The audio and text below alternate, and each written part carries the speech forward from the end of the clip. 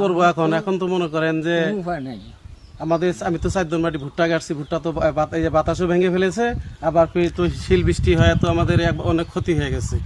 আবার তামুক গাড়ছি দ্বন্দ্বের এক মাটি, তামুকটাও ভেঙে গেছে। আবার ঘর যে 2-4টা ঘর আছে সেই ঘর 4টা ভেঙে চুরমার হয়ে গেছে। এখন আমাদের তো কোনো উপায় নাই, আমাদের কোনো খুব সমস্যা। এখন মনে করেন যে তামাক 4টা বেচে যে আমরা একটা টিন আনবো সেই সেই সামর্থ্যটা নাই, ঠিক আছে। তো এখন আমরা কি করব, এখন আল্লাহ ভরসা, যদি কেউ যদি কোনো ভাবে যদি আমাদেরকে সহযোগিতার হাত বাড়ায় দেয় তাহলে আমাদের একটা উপকার হবে ভাই। যে কাল বৃষ্টি হয়েছে, পাথর হয়েছে, বড় বড় পাথর, মানে ঘর থাকা যায় না পাথরের জন্য।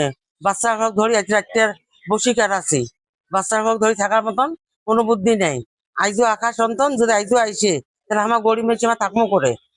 আমার তো সেই অবস্থা নাই যে আমার করি মিলি খামো, আমরা হাতে করি পেটে দেওয়া।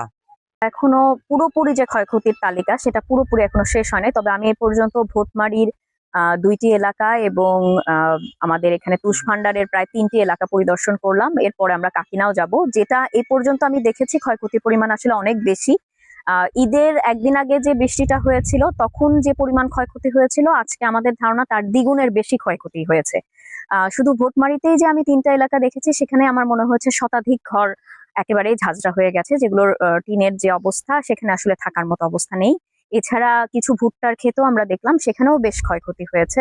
তো এই ক্ষয়ক্ষতির পরিমাণ আজকে আমরা আমাদের যে ইউনিয়ন পরিষদের চেয়ারম্যান, মেম্বার, জনপ্রতিনিধিরা আছেন তাদের মাধ্যমে পুরো তালিকাটা করে আমরা একদম ক্ষয়ক্ষতির যে পরিমাণ সেটির তালিকা করছি।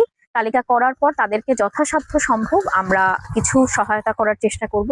হয়তোবা তাদের যে ক্ষতি হয়েছে পরিপূর্ণ সহায়তা দেওয়া সম্ভব না হলেও সরকারের পক্ষ থেকে যতটুকু সম্ভব আমরা সেই সহায়তাটুকু করব।